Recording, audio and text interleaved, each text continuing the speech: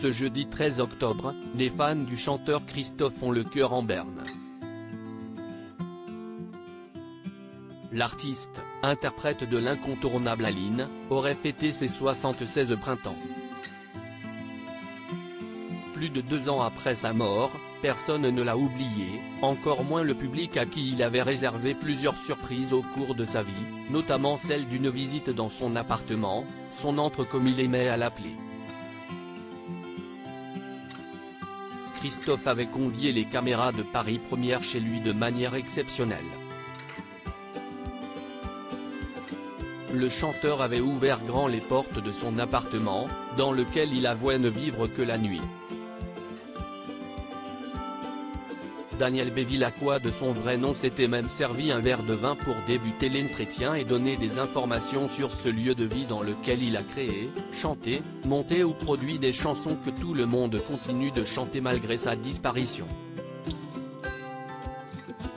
Dans l'appartement, un coin studio réservé à la musique avec clavecin, instruments et table de mixage, là-bas, si estimons côté création, là où je fais le son, décrivait-il au journaliste avant de bifurquer sur les multiples objets qui ornaient son domicile.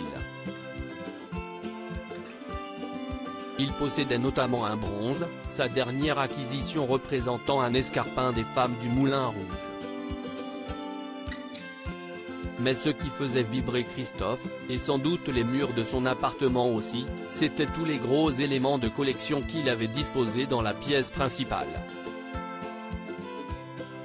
Jukebox, poste de radio, grand cadre, photos d'époque, des objets comme ça que j'ai eu envie de voir se mélanger à d'autres. Ces choses précieuses auxquelles il tenait ont disparu depuis. Emporté à l'âge de 74 ans, Christophe n'a pas eu le temps de préparer son départ. Que sont devenus tous ces éléments de décoration? Ils ont été vendus. Le Figaro annonçait en octobre 2020 que l'appartement avait été complètement vidé dans le but d'organiser une vente aux enchères publiques qui permettrait aux fans de posséder une chose de leur idole.